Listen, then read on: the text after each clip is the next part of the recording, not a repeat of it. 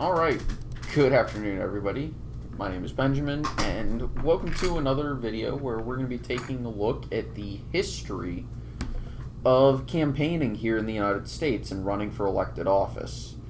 And you're going to be wondering, what sort of witchcraft is this map? Well, this is the election of 1824, which pitted four national Republicans, or as history will remember, some Democratic Republicans, against each other. And each had slightly different takes on the whole platform. Now, this is coming out of the era of good feeling, which I actually did a video about, talking about how the era of good feeling was effectively a political system where we had a one-party state. And that's because the Federalist Party died out after the War of 1812. They weren't really competitive after 1808. And again, this is because of the War of 1812 primarily, where they still had very British sympathies, even though we were at war with the British. But up until then, campaigning had primarily been targeted at those who lived in towns through the use of newspapers and surrogates speaking to groups in these towns. So your port towns, your trading towns. And there wasn't much effort to get the everyman involved. In fact, in most states, your ability to vote depended on whether or not you owned property. And by the way, except for one election, women couldn't vote, and that was actually in one state only. That was New Jersey. Yeah, that only flew for one election. Not exactly the greatest moment of democracy in America, but moving on. And of course, in I think every state at this time you could only vote if you were white, though I think in some areas it was if you owned property you were allowed to vote. So I think in some areas black people were actually allowed to vote, but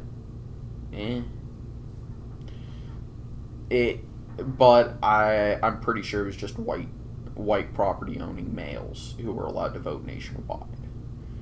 However, in a lot of places, this had been loosening up a little bit, and what constituted owning property had been loosened up to where a lot of people who maybe didn't own property in the traditional sense, like a plantation or a homestead or something like that, were suddenly allowed to vote. And the person who took the greatest advantage of that was Andrew Jackson. And his campaign, instead of just sending surrogates to areas where his base was, as well as areas where there were voters who could be persuaded, his campaign tried to sweep up a mass movement of popular momentum in order to sway the election. You may be asking, what do you mean by that? Well, basically, they would go out and they would throw parties, keggers, well, whatever you want to call them, but they would be rowdy political rallies. Now, mind you, Andrew Jackson never went to any of these. But as you can see, it was a very effective method of campaigning because he did get a plurality of the Electoral College vote and a significant plurality in the popular vote. However, he didn't win majorities in either, and this is still the only election in this is the second presidential election in American history that went to the House of Representatives, the first being the election of 1800, and that was because someone voted for Aaron Burr who wasn't supposed to, and there was an exact electoral tie.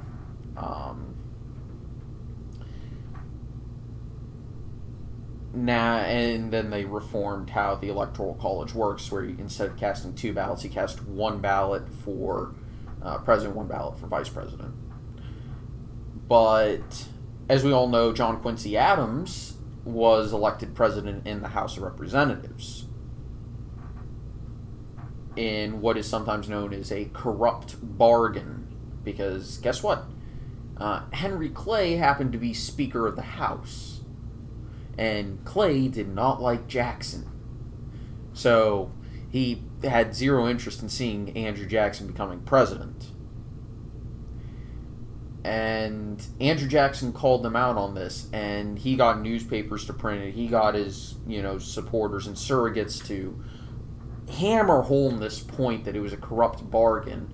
And as we'll see in the next one, the next map I'm going to show, Andrew Jackson took that and, well, he ran with it. As you can see, he dominated John Quincy Adams handedly. And at this point, the Democratic-Republican Party ceased to exist. John Quincy Adams called himself a national Republican or something like that. Andrew Jackson called himself a Democrat because he wanted to espouse the democratic ideals that this nation was founded on, and he favored democracy and a more direct form of it than the more Republican founding of this nation. The Continental Congress was very much founded upon Republican ideals, where you have a representative form of democracy. Andrew Jackson took that and said, let the people decide. And so they did, heavily in his favor.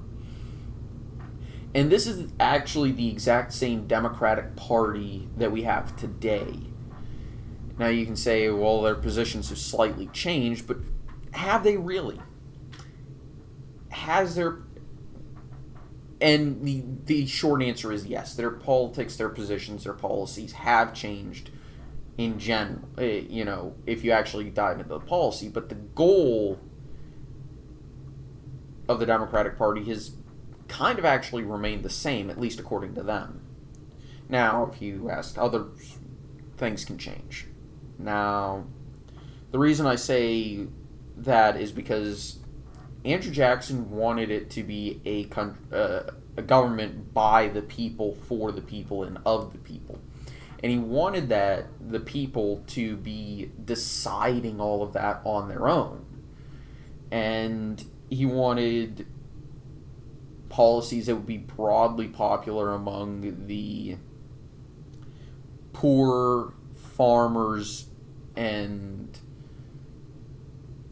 the more agrarian parts of the country.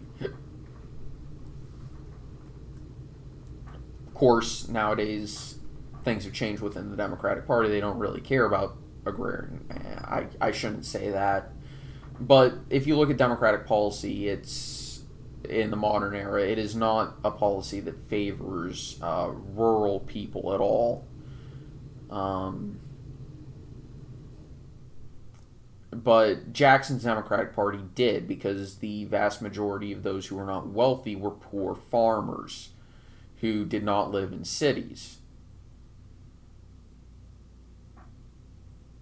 Jackson wanted lower tariffs because they would allow poorer farmers to buy cheaper goods.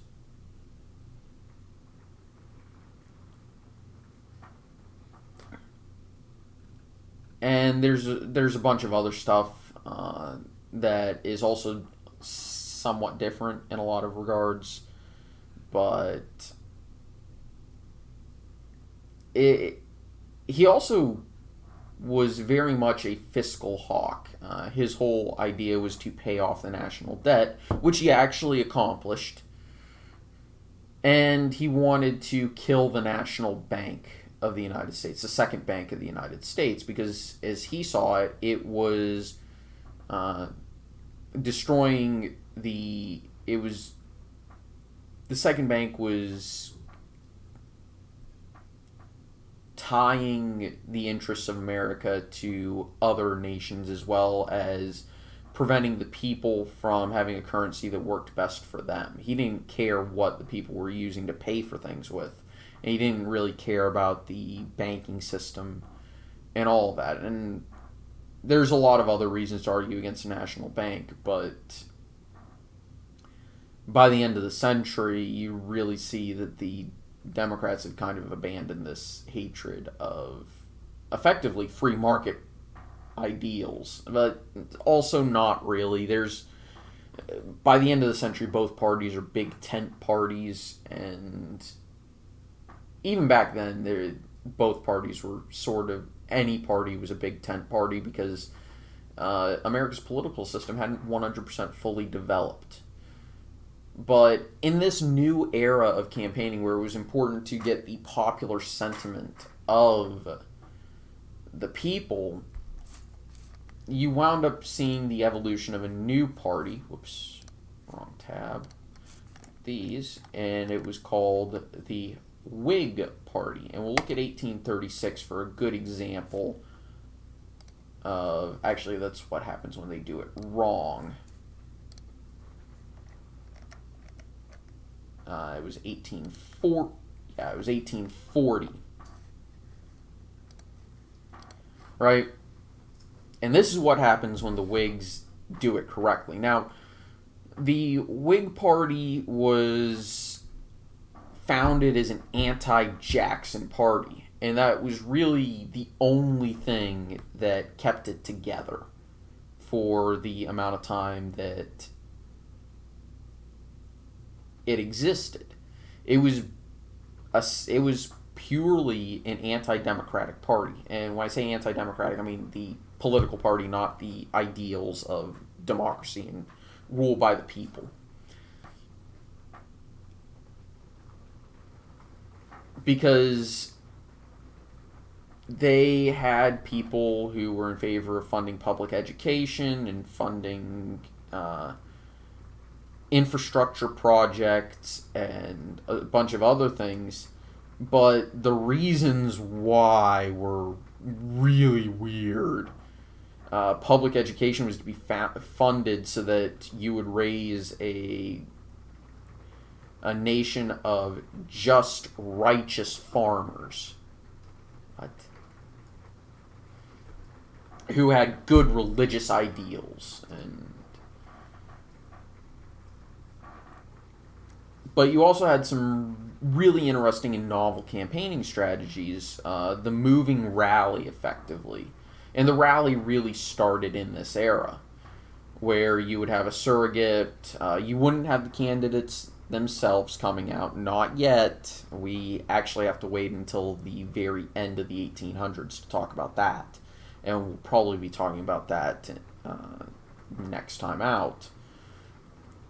But you would have rallies of sorts. In this election, 1840, you had, of course, the very famous giant tin ball that would roll down the street with a country band, and or a band of musicians, a traveling band of musicians singing the song "Tippecanoe" and "Tyler Too," and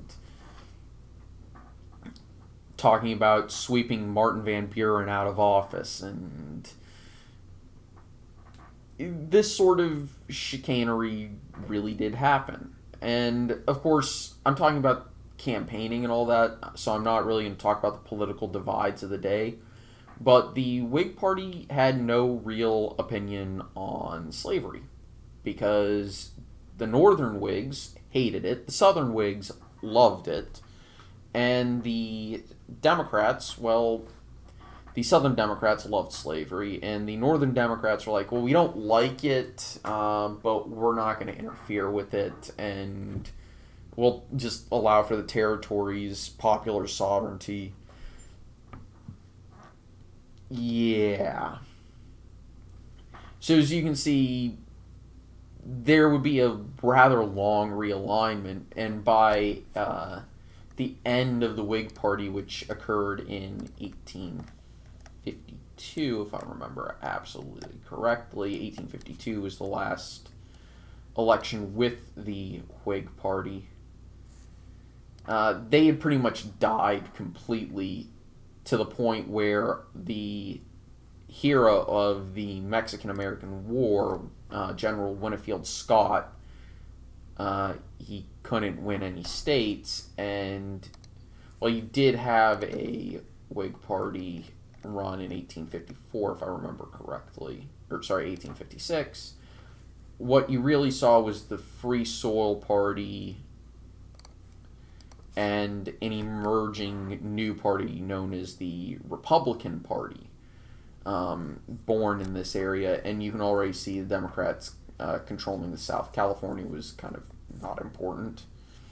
Also, Millard Fillmore got votes for some weird reason.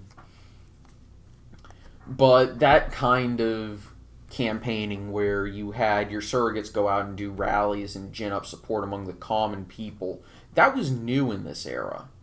Because beforehand, it had really just been the landowners and the educated elites who actually got a say in the vote and who were the targets of campaigns, whereas now you had a system where people were voting everywhere. And in a lot of places, especially in the North, by the end of this era, the only requirement then is you're just an adult man. And there were, I believe Maine was the first state to extend the right to vote to African Americans. I'm probably wrong on that, and I don't remember which state was the first, but it was one of the New England states. Anyway, I want to thank everybody for watching. Hope y'all enjoyed. See you next time. Take it easy. Have a nice day. Bye-bye.